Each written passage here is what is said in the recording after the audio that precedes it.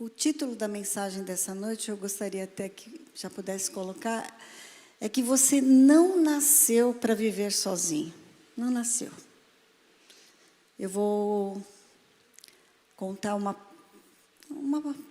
parábola a respeito da solidão. Porque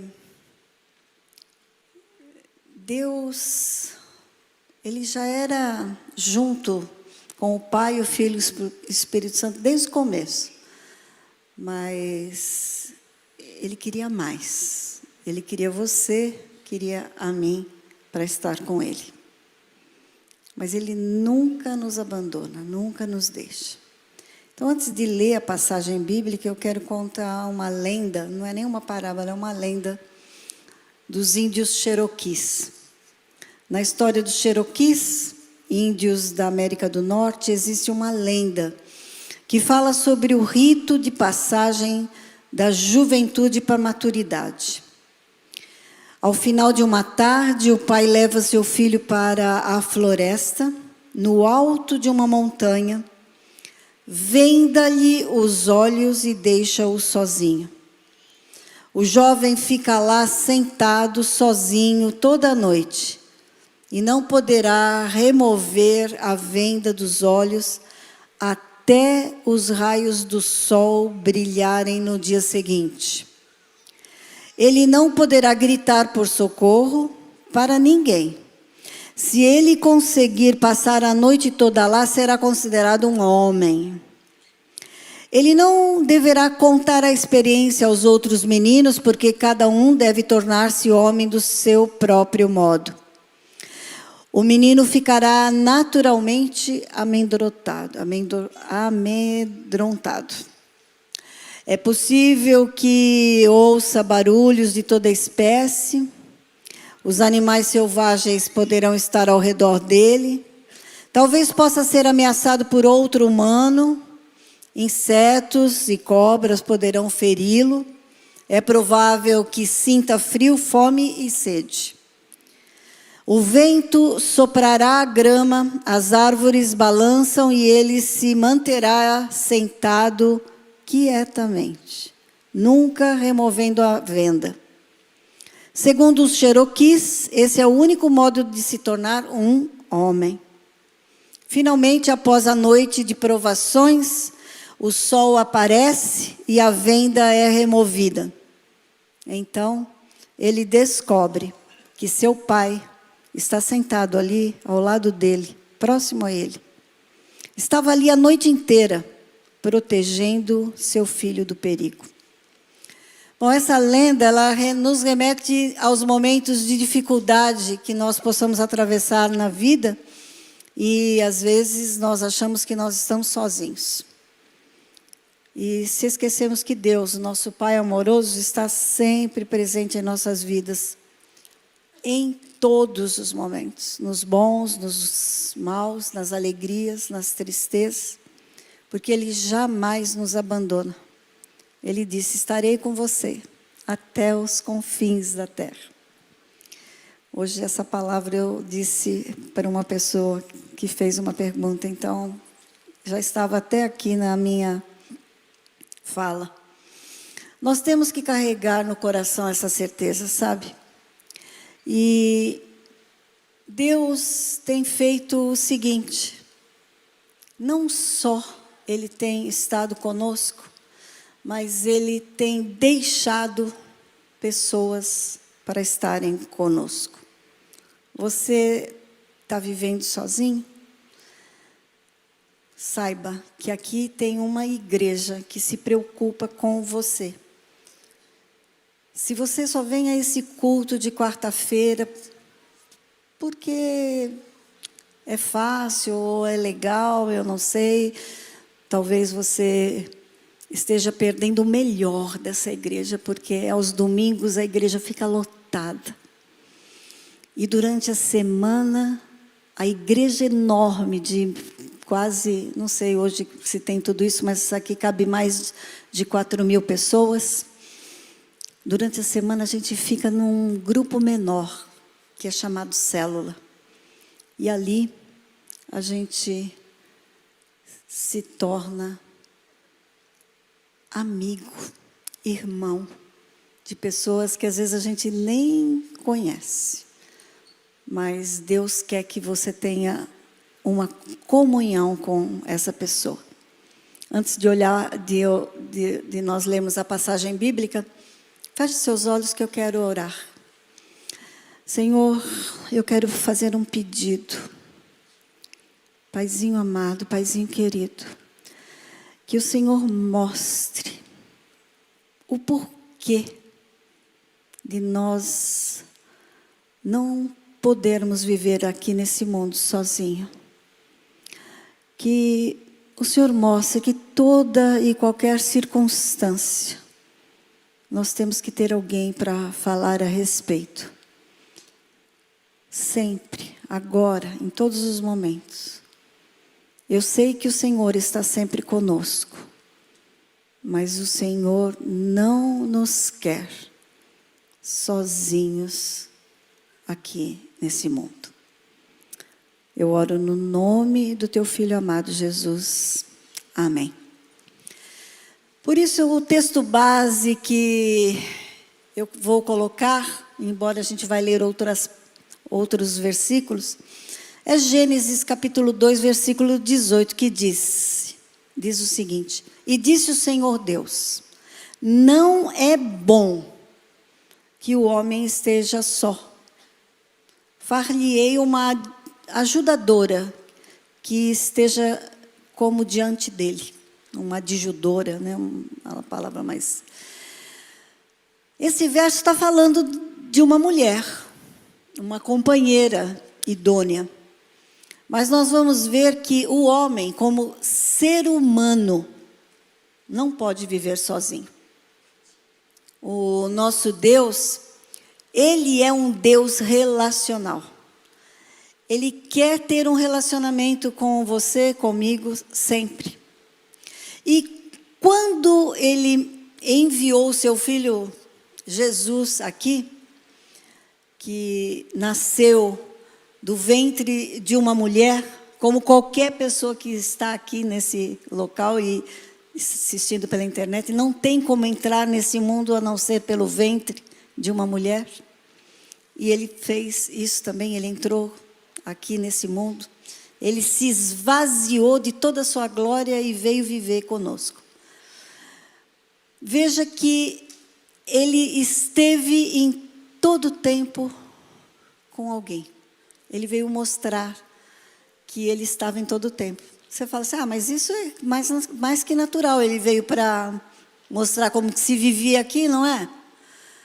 Mas eu quero mostrar uma passagem que mostra o porquê que Jesus, mesmo sendo 100% Deus e 100% homem, Ele precisava de comunicar-se, de relacionar-se com alguém nos momentos bons e nos momentos de dificuldade.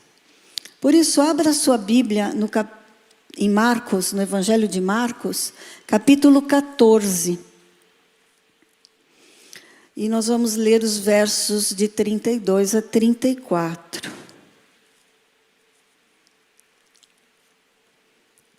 Diz assim, Marcos 14, de 32 a 34. Então foram para um lugar chamado Getsêmani. E Jesus disse aos seus discípulos, sentem-se aqui enquanto vou orar. Levou consigo Pedro, Tiago e João e começou a ficar aflito e angustiado. E lhes disse, a minha alma está profundamente triste, numa tristeza mortal. Fiquem aqui e vigiem. Vocês sabem que Jesus tinha uma comunhão com muitas pessoas, andava rodeado de pessoas, mas depois Ele escolheu 12 discípulos, que são os apóstolos, mas ele tinha ainda uma comunhão particular com 3, né? Pedro, Tiago e João. E vejam que ele leva esses 3 para o lugar onde ele ia orar. Ele levou consigo Pedro, Tiago e João. E ele começou a ficar aflito. Naquele momento, ele era um líder, um homem que já tinha feito tantas coisas e estava ali sofrendo. Mas ele teve a coragem de falar, rasgar o seu coração, rasgar a sua alma e mostrar a sua fragilidade para aqueles 3 homens. Ele disse: minha alma está em dor absoluta. Vocês sabem que a dor que Jesus recebeu ali é incomparável. Ninguém conseguiu sentir toda essa dor até hoje. Não sei explicar teologicamente sobre isso, mas eu sinto. Eu tive uma vez a ousadia de pedir para Deus: Deus, me mostra como foi ver o teu filho sofrer na cruz e morrer por nós. Eu, naquele momento, comecei a sentir uma dor no meu peito insuportável.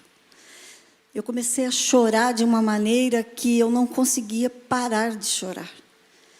E eu tive que falar: não, Deus, eu não consigo mais. E eu tenho certeza que Ele não deve ter mostrado nem um pedacinho da minha unha, da dor que Ele sentiu. Porque eu me atrevi a falar que eu gostaria de ter percebido isso. Mas Jesus não teve medo de se expor para as pessoas. E hoje nós temos pessoas que têm medo de mostrar a sua fragilidade. Até muitos líderes, pastores, sobem no púlpito e mostram aquele poder. Nunca tem coragem de dizer uma fragilidade sua. E saiba, você precisa ter alguém que ouça as suas lágrimas. Claro que Deus ouve. Deus está pronto. Assim que você chamar por Deus, pelo Senhor, Ele estará pronto para ouvir você falar. Aliás, no Salmo 56, diz que você não precisa nem falar. As suas lágrimas, Ele interpreta, escreve e guarda dentro de odres e transforma depois em alegria. Mas Jesus não esperou só o motivo, porque ele foi orar, diz lá, levou consigo Pedro e João, começou a ficar aflito, mas ele disse para eles: sentem-se aqui que eu vou orar. Você pode orar, deve, nossa, não tem como. A melhor coisa que existe nesse mundo para aquele que crê no Senhor Jesus é orar. Se você não faz isso, você nunca vai crescer espiritualmente. Orar e saber quem é o Deus que você serve, quem é o Deus que cuida de você, e isso quem vai te mostrar é a palavra de Deus. E Jesus, ele falava a palavra sempre, ele vivia, ele era a palavra. E aí Jesus chamou esses 3. Vamos pensar, por que será que ele chamou esses 3? Será que se ele tivesse chamado Judas, Seria fácil ele falar para Judas: Judas, eu estou sofrendo pela... Judas ia falar: nossa, eu coloquei todas as minhas economias nesse homem, pensei que ele fosse fazer alguma coisa de extraordinário. Porque às vezes Deus está fazendo algo extraordinário na sua vida, mas você não enxerga, sabia? Judas estava ali, viu tudo e não conseguiu enxergar Jesus como sendo Deus. Tomé, será que se ele tivesse levado Tomé, porque ele levou Pedro, Tiago e João até para restaurar a vida da filha de Jairo. Será que se ele tivesse levado, por exemplo, Tomé ia chegar lá, bom, não sei se ele vai fazer isso, ele tem feito algumas coisas, ele ia ter uma dúvida, não ia? Mas Pedro não, Pedro estava lá, olhando, e foi para Pedro, Tiago e João. Você precisa ter essas pessoas ao seu lado. Sabe onde é que você vai encontrar Pedro, Tiago e João? Numa célula. Num líder de célula que vai cuidar de você. E para esse você vai poder falar. Por um discipulador. Quantas vezes eu já ouvi coisas dos meus discípulos, das minhas discípulas, que conseguiram fazer com que eu entendesse a dor daquela pessoa. E quando a gente está nesse momento de dor, a gente quer contar algo para a pessoa, não para que ela nos julgue, mas simplesmente para que ela nos ouça. Você sabe que quando você derrama o que está dentro do seu coração, já alivia? Quantos gabinetes que eu faço, às vezes eu não falo nada. Eu simplesmente fico ali quase 1 hora ouvindo a pessoa. E no final eu falo assim: posso fazer uma oração por você? Pode. Eu resolvi a situação dela? Não. Mas ela pôde rasgar o coração, falar coisas. E nós precisamos disso. Você não nasceu para viver sozinho. Você precisa ter alguém para quem você possa ser você verdadeiramente. Você, sem máscara, sem medo de dizer aquilo que você está passando. Porque às vezes, se você tiver coragem de falar aquilo que você passa, às vezes não, acho que todas as vezes, alguém pode estar passando por a mesma coisa. E vocês vão trocar experiências. Por isso que um líder de célula que se mostrar completamente forte, poderoso, super-homem ou uma super-mulher, ele não vai ser um líder que vai conseguir fazer muitos discípulos. Porque as pessoas vão falar assim: eu não consigo ser que nem ele. Parece que ele não tem problemas. Mas se Jesus não tivesse mostrado que ele poderia ter feito algo na vida daqueles discípulos, que eles também não o fizessem. Mas porque Jesus fez, ensinou esses discípulos a fazerem também. Porque quando eles tinham e foram provados, eles também compartilharam com as pessoas que estavam com ele. Como você pode dizer isso? Porque nós vimos como Pedro, Paulo, tiveram os seus discípulos e continuaram ajudando nas dificuldades.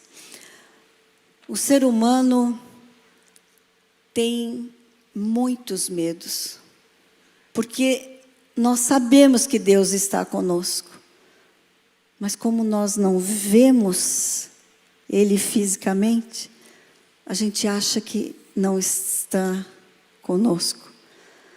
Mas, se a gente ver alguns personagens, por exemplo, Moisés.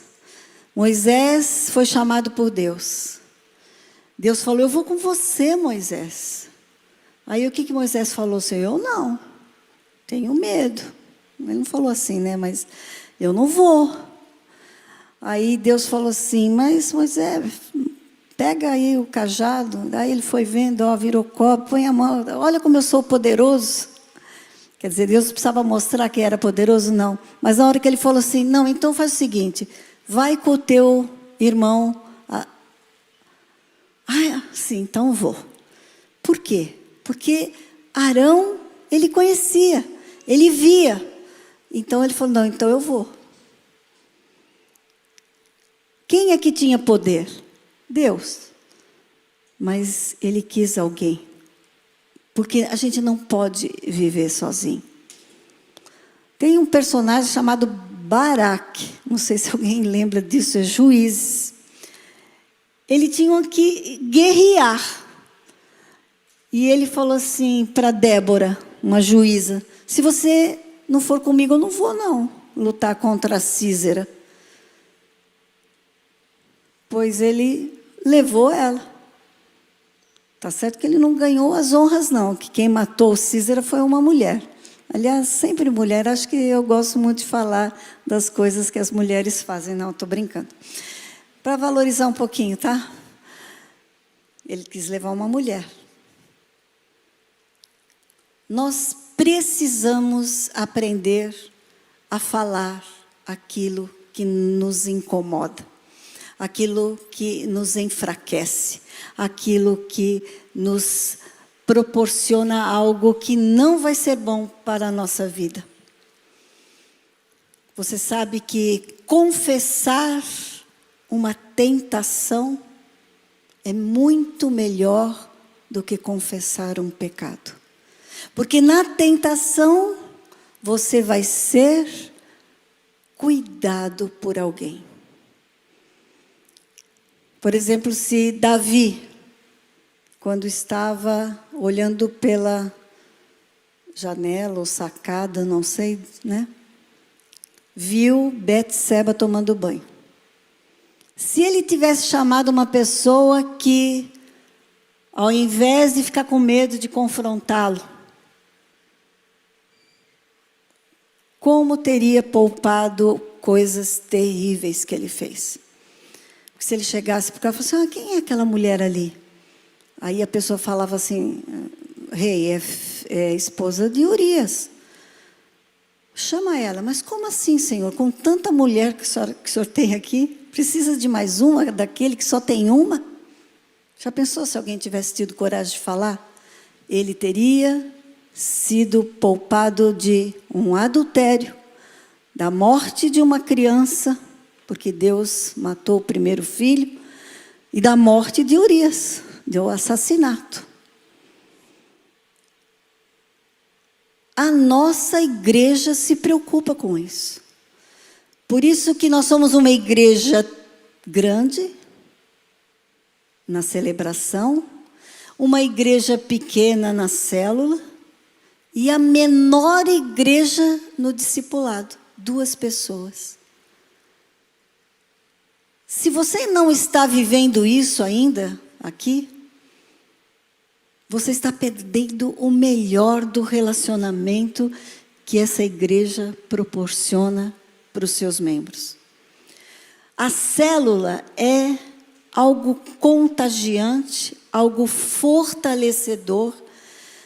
Nós temos infinitos testemunhos de pessoas que não gostavam de relacionamentos, mas quando chegam numa célula, aprendem a conviver, aprendem a confiar.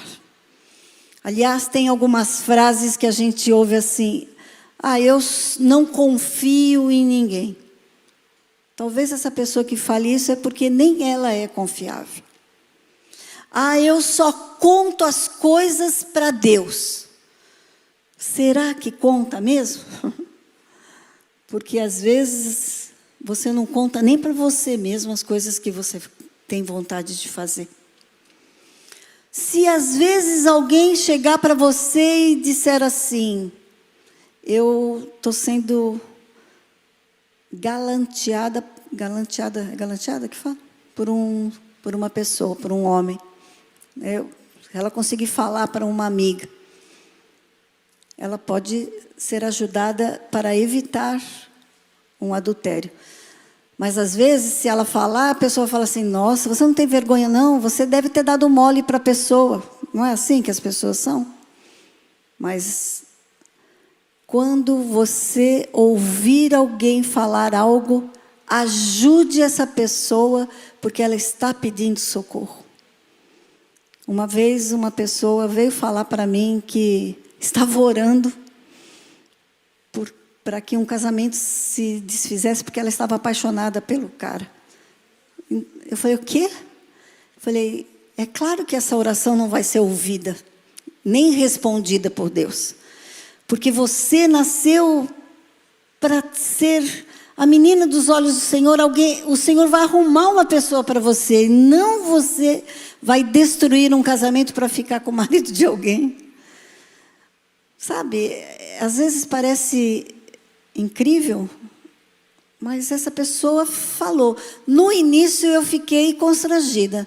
Hoje eu louvo a Deus por eu ter podido ajudar essa pessoa. Se alguém chegar para você e falar assim, quando eu olho para uma criança, eu tenho pensamentos terríveis, você já ia taxar essa pessoa do quê? Pedófilo? Não. Você talvez pudesse deixar com que essa pessoa nunca fosse um pedófilo, porque se ela veio falar este sentimento, é porque talvez ela precise da sua ajuda. Então, nós não podemos olhar para as pessoas e já julgá-las de uma maneira que ela está tentando não ser. E se Jesus pôde fazer a revelação da sua fraqueza para os seus discípulos, nós também podemos ser dessa maneira. Você não pode viver sozinho. E essa igreja proporciona isso na visão que tem feito essa igreja crescer de uma maneira muito especial.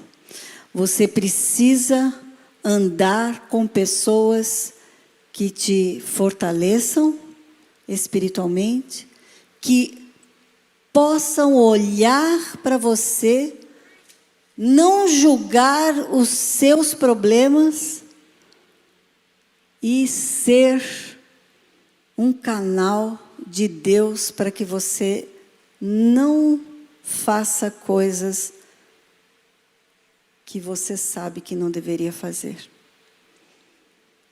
Todas as pessoas precisam ouvir dos seus defeitos e das suas mazelas?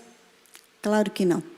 Tem gente que até é bocuda demais, fala demais, conta para todo mundo os seus problemas.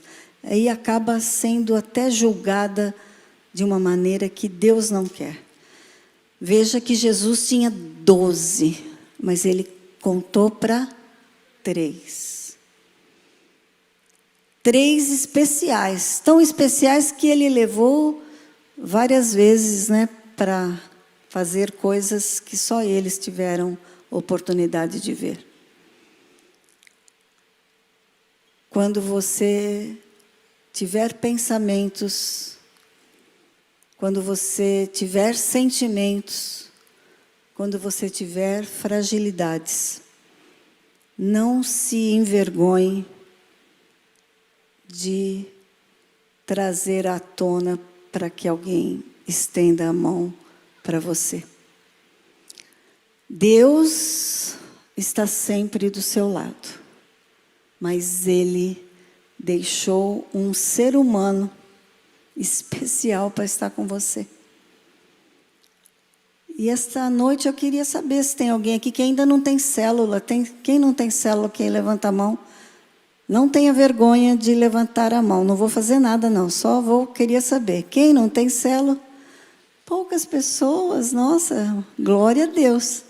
Mas você que não tem célula, se a pessoa que está do seu lado for um líder de célula, por favor, convide. Convide, faça com que essa pessoa tenha o privilégio, o prazer de ser cuidado. Porque Deus colocou um item em cada um de nós. Você tem que cuidar do seu irmão. Lembra quando Caim falou para Deus, mas sou eu o cuidador do meu irmão? Sim, você é. Você é cuidador do seu irmão.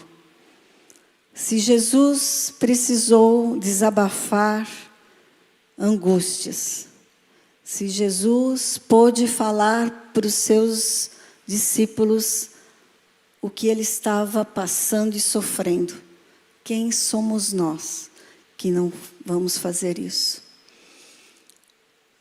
Na lenda do Cherokee, ele estava sozinho, o filho pensou que estava sozinho, mas na verdade ele tinha lá o pai ao lado.